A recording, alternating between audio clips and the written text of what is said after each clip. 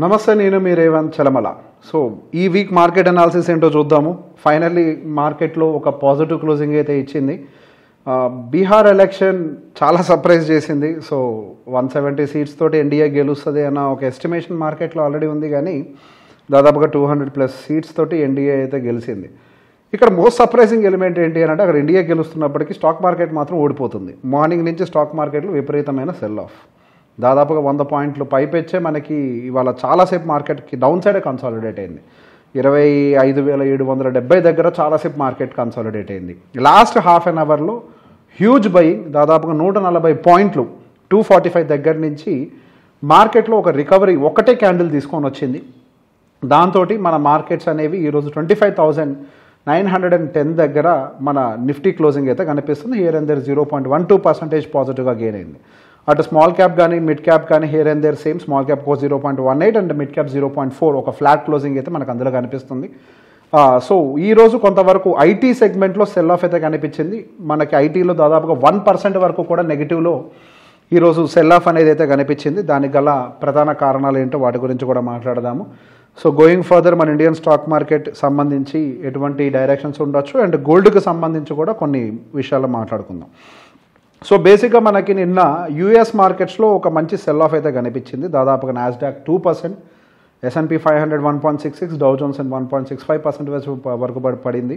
Japanese మార్కెట్లో కూడా correction ఉంది, సౌత్ కొరియన్ మార్కెట్స్లో కరెక్షన్ ఉంది, హాంకాంగ్ మార్కెట్స్లో కరెక్షన్ ఉంది, చైనీస్ మార్కెట్ అంటే మనకి సౌత్ ఏషియన్ మార్కెట్ అన్నిట్లో కూడా అన్ని మార్కెట్స్ కూడా ఈరోజు ఒక బ్రాడర్ సెల్లింగ్, అందరు కలిసి ఒకేసారి అనుకున్నారు అనుకుంటా, పెద్ద ఎత్తున సెల్లింగ్ చేశారు. సో దానికి గల కారణాలు ఏంటి, అసలు యూఎస్ మార్కెట్స్లో సెల్ ఆఫ్ అవ్వడానికి గల కారణాలు ఏంటి అండ్ ఈరోజు మనం వీడియో చేసుకునే టైంకి కూడా యూఎస్ ఫీచర్స్ ఇంకా నెగిటివ్గానే ఉన్నాయి. మనకి ఇంకా నాస్డాక్ 0.47 అంటే ఇంకో 0.5% వరకు కూడా ఈరోజు క్లియర్ గ్యాప్ డౌన్ కనిపిస్తుంది. సో ఈ రేంజ్లో మార్కెట్లో సెల్ ఆఫ్ రావడానికి గల కారణాలు ఏంటి? మార్నింగ్ అంతా పాజిటివ్ న్యూస్ మనకి పొలిటికల్గా ఉన్నప్పటికీ ఇండియాకి, మన మార్కెట్స్ కూడా ఎందుకు ప్రెషర్లో ఉన్నాయి, ఇదో పెద్ద ప్రశ్న. సో మనకి యూఎస్ మార్కెట్స్ అనేవి షట్ డౌన్ అయినాయి, దాదాపుగా 40 రోజులు అనుకుంటా కదా, 30 days to 40 days shut down, అది అందరికీ తెలిసిందే. సో బేసిక్గా షట్ డౌన్ అవ్వటం వల్ల వాళ్ళ దగ్గర ఎటువంటి స్టాటిక్స్ అవైలబుల్గా లేవు. సో ఎటువంటి స్టాటిక్స్, ఇన్ఫ్లేషన్ రిలేటెడ్ అవ్వచ్చు, అన్ఎంప్లాయ్మెంట్ డేటాస్ రిలేటెడ్ అయ్యి ఉండొచ్చు. సో బేసిక్గా ఏదన్నా ప్రభుత్వం ఒక నిర్ణయం తీసుకోవాలి అని అంటే, ఒక వడ్డీ రేట్ని కట్ చేయాలన్నా, వడ్డీ రేట్లని పెంచాలన్నా, ఏదైనా నిర్ణయం తీసుకోవాలంటే డేటాస్ చేతుల్లో ఉండాలి. జస్ట్ ఏదో ర్యాండమ్గా ఊహించుకునేటువంటి నిర్ణయాలు తీసుకోవడం కుదరదు. సో బేసిక్గా యూఎస్ గవర్నమెంట్ షట్డౌన్లో ఉండటం వల్ల కావాల్సిన డేటా పాయింట్స్ అన్నీ కూడా ఫెడ్కి అందుబాటులో ఉండవు అనే ఒక అంచనాతోటి డిసెంబర్లో జరగబోతున్నటువంటి ఫెడ్ ఎఫ్ఓఎంసీ మీటింగ్లో ఇంట్రెస్ట్ రేట్ కట్స్ ఉండకపోవచ్చు అనే ఒక ఎస్టిమేషన్స్ పెరిగినాయి. Probability of no more interest rate cut in December అనే ఒక ప్రాబబిలిటీ అనేది బాగా పెరిగింది. ఇది పెరగటం వల్ల అక్కడ యూఎస్ మార్కెట్స్లో కూడా కరెక్షన్ అనేది బాగానే ట్రిగర్ అయింది. దాని ఇంపాక్ట్ రిపిల్ ఎఫెక్ట్ కింద ఏషియన్ మార్కెట్స్ అన్ని రికవర్ అయినాయి అండ్ మన ఇండియన్ మార్కెట్ కూడా ఈరోజు ఎన్డీఏ ప్రభుత్వం మార్నింగ్ నుంచి వన్ సింగిల్ డైరెక్షన్లో మెజారిటీ తోటి ఉన్నప్పటికీ యాక్చువల్గా పాజిటివ్గా క్లోజ్ అవ్వాల్సింది, మార్నింగ్ నుంచి పాజిటివ్గా ఉండాల్సింది, మనకి ఈవినింగ్ లాస్ట్ హాఫ్ అన్ అవర్లో ఒక పాజిటివ్ టర్న్అవుట్ అయితే కనిపించింది. Good thing is at least by end of the day Indian markets turned positive, అది కొంతవరకు మంచి విషయం. సో దాంతోపాటు మంచి ఆస్పెక్ట్ ఏంటి అని అంటే, ఎఫ్ఐఎస్ యొక్క సెల్లింగ్ ప్రెషర్ అనేది ఇండియన్ స్టాక్ మార్కెట్స్ మీద చాలా మటుకు కంట్రోల్ అయిపోయిందని చెప్పాలి. సో యూఎస్ స్టాక్ మార్కెట్స్లో ఏఐకి సంబంధించి సెల్ ఆఫ్ జరుగుతుంది అని అంటే, అది directly or indirectly Indian stock మార్కెట్ని ఎక్కువగా బెనిఫిట్ చేస్తుంది. ఇది ఎలా రిలేట్ అవుతుందో ఒకసారి అర్థం చేసుకోండి. సో బేసిక్గా గతంలో మనకి ఇండియన్ స్టాక్ మార్కెట్ వాల్యుయేషన్స్ బాగాలేదు, దాంతోపాటుగా ఒకవైపుగా ఏఐ ఫీవర్ అనేది బాగా నడుస్తుంది, ఏఐ ఈజ్ అప్కమింగ్ టెక్నాలజీ, దాంట్లో పెట్టుబడులు పెడితే మంచి రిటర్న్స్ వస్తాయని ఒక యాంటిసిపేషన్ తోటి ప్రపంచంలో ఉన్నటువంటి పెద్ద ప్లేయర్స్ కానీ పెద్ద పెద్ద ఇన్స్టిట్యూషన్స్ కానీ వీళ్ళందరూ కూడా డబ్బులు తీసుకెళ్ళి యూఎస్ బేస్డ్ ఏఐ స్టాక్స్లో డబ్బులు పెట్టుబడులు పెట్టారు. సో అక్కడ నెక్స్ట్ ఏఐ బాగోదు అని అంటే యూఎస్ స్టాక్ మార్కెట్స్లో డబ్బులు పెట్టడానికి ఇంకొక కారణమే లేదు.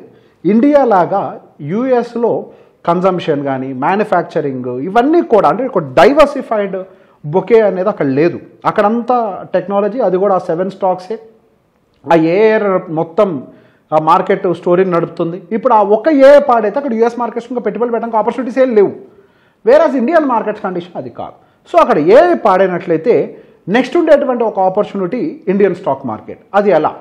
సో ప్రపంచంలో ఉన్నటువంటి అదర్ ఎమర్జింగ్ మార్కెట్స్తో కంపేర్ చేస్తే పోయిన 1 yearలో ఇండియన్ మార్కెట్స్ యొక్క రిటర్న్స్ ఆల్మోస్ట్ 0 అని చెప్పుకోవచ్చు. Whereas even Pakistan Karachi stock exchange కూడా రిటర్న్స్ని బాగానే డెలివరీ చేసింది. సో మనకి ఎటువంటి రిటర్న్స్ లేకపోవటము అండ్ దాంతోపాటుగా మన ఇండియన్ కన్జంప్షన్ స్టోరీ బలపడుతుంది అని చెప్పేసి మనకు జిఎస్టీ నెంబర్లు ప్రూవ్ చేయటము. సో హియర్ అంతా దాదాపుగా 13 లక్షల కోట్ల పైచీలకు డబ్బులు ఇండియన్ రీటైలర్స్ దగ్గరికి అంటే మనం ఆ ప్రజల వద్దకి చేరుతుంది. అటు పథకాల ద్వారా అవ్వచ్చు, ఇంట్రెస్ట్ రేట్ కట్స్ ద్వారా అవ్వచ్చు, జిఎస్టీ రిడక్షన్ ద్వారా అవ్వచ్చు, సిఆర్ఆర్ కట్స్ ద్వారా అవ్వచ్చు. ఇవన్నీ కూడా ఎడిషనల్గా ఒక 13 లక్షల కోట్లని ఇండియన్ మార్కెట్లోకి అంటే ప్రజల వద్దకు పంపిణీ జరుగుతుంది. కాబట్టి బై డిఫాల్ట్గా ప్రజల దగ్గర కొనుగోలు శక్తి పెరిగే అవకాశాలు కనపడుతున్నాయి. ఈ కొనుగోలు శక్తి పెరిగినప్పుడు బై డిఫాల్ట్గా బెనిఫిట్ చెందేది మన స్టాక్ మార్కెట్లో ఉన్నటువంటి కంపెనీసే.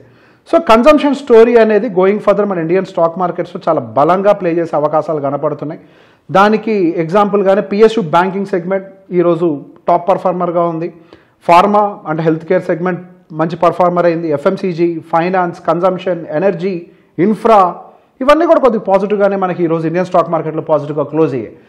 సో ఈ సంవత్సరం మనకి Q3 నుంచి కొద్దిగా ఏమన్నా ఒక పాజిటివ్ ర్యాలీ వచ్చే అవకాశాలు ఉన్నాయనేది మనం యాంటిసిపేట్ ఎప్పటి నుంచో చేస్తున్నాము. సో బేసిక్గా మన వ్యూని మనం సపోర్ట్ చేసుకోవడం కోసం గ్లోబల్గా ఉండేటువంటి ఏజెన్సీస్ ఇస్తున్నటువంటి ఓవర్ వ్యూని కూడా చూస్తుంటే వాళ్ళు కూడా చాలా క్లియర్గా ఉన్నారు. నిఫ్టీ 29,000కి వెళ్ళొచ్చు, సెన్సెక్స్ 1,00,000 కొట్టచ్చు 2026 డిసెంబర్ టైం కానీ వాళ్ళు చెప్తున్నారు. So going further Indian stock మార్కెట్కి అయితే మంచి రోజులు వచ్చే అవకాశాలు ఉన్నాయని చాలా గట్టిగా నమ్ముతున్నాను. I believe Indian stock markets are fairly valued for now and going further Indian markets will also continue the rally. And దాంతోపాటుగా ఒకసారి నెక్స్ట్ వీక్ మార్కెట్ ఎలా ఉంటుందో అనలైజ్ చేస్తే ఓపెన్ ఇంట్రెస్ట్ డేటాను ఒకసారి అనలైజ్ చేద్దాం. ఓపెన్ ఇంట్రెస్ట్ డేటా ఇక్కడ మీరు గమనిస్తున్నప్పుడు మనకు 26,000 దగ్గర మాత్రం చాలా బలంగా ఉన్నారు ఆప్షన్స్ ప్లేయర్. సో ఈరోజు క్లోజింగ్ మనకి 25,900 దగ్గర ఉన్నప్పటికీ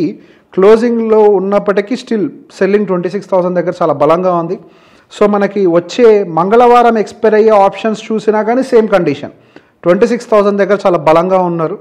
సో ఇటువంటి సినారియోలో మనకి అప్ సైడ్ బ్రేక్ అవుతుందని అంటే సో బేసిక్గా మనం ఓపెన్ ఇంట్రెస్ట్ డేటాతో పాటుగా మనం కొన్ని విషయాలని మన కామన్ సెన్స్ని కూడా ఇంక్లూడ్ చేసి మాట్లాడుకుందాం. ఓపెన్ ఇంట్రెస్ట్ డేటా ప్రకారం 26,000 బ్రేక్ అవ్వదు.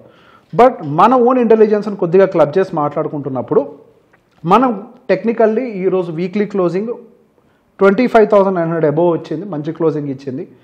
అండ్ డౌన్ సైడ్ వచ్చినప్పుడల్లా పెద్ద ఎత్తున బయింగ్ జరుగుతోంది. అండ్ ఎఫ్ఐఎస్ యొక్క సెల్లింగ్ మీరు చూసినా కానీ నిన్న మొన్న గ్రాడ్యువల్గా తగ్గుతోంది. సారీ ఇది మంత్లీ డేటా ప్రకారం కూడా చాలా తగ్గుతోంది, డైలీ డేటాస్ ప్రకారం కూడా చాలా తగ్గుతోంది. సో బేసిక్గా పెద్ద ఎత్తున ఎఫ్ఐఎస్ ప్రెషర్ మన ఇండియా మీద కనిపించట్లేదు. సో 26,000 నెక్స్ట్ వీక్ బ్రేక్ అవుతుందా లేదా అనేది మనం కరెక్ట్గా చెప్పలేకపోవచ్చు కానీ but here and there positive bias తోటి కన్సాలిడేషన్ టు పాజిటివ్ బయాస్ ఉండడానికి ప్రాబబిలిటీ ఉంది. So negative side chances next వీక్లో అయితే మార్కెట్లో కనిపించట్లేదు. నా ఇన్సైడ్ గట్ ఫీలింగ్ 26,000 నెక్స్ట్ వీక్లో బ్రేక్ అవ్వచ్చేమో అని చెప్పేసి. బట్ ఇక్కడ మనకి ఓఐ డేటా సపోర్ట్ చేయట్లేదు. బట్ ఇండివిజువల్ ఇంటెలెక్చువల్ అయితే అది బ్రేక్ అవుతుందని చెప్తోంది. బట్ ఓవరాల్లీ దాని రెండింటిని క్లబ్ చేసినప్పుడు పాజిటివ్ బయాస్ తోటి కన్సాలిడేషన్ ఆర్ పాజిటివ్గా మూవ్ అవడానికి ప్రాబిలిటీ ఉంది. కానీ down side is more here and there మనం ప్రొటెక్టెడ్గానే కనపడుతున్నాం. డౌన్ సైడ్ రిస్క్ అనేది తగ్గిపోతుంది. సో ఈ రోజు మనకి ఓవరాల్గా మార్కెట్స్ అన్నీ కూడా పాజిటివ్గా టర్న్ అవుట్ అవుతుంది, చాలా మంచి విషయం. బట్ గోయింగ్ ఫర్దర్ ఇంకా మార్కెట్లు పడితే ఇన్వెస్ట్ చేద్దామని వెయిట్ చేసే వాళ్ళు మాత్రం వెయిట్ చేయడం వల్ల నష్టపోతారు. సాధ్యమైనంత వరకు బస్ ఇప్పుడు బయలుదేరడానికి సిద్ధంగా ఉంది కాబట్టి load your bus with your cash. మార్కెట్స్లో మంచి రిటర్న్స్ రావచ్చని యాంటిసిపేషన్ తోటి. Thank you very much.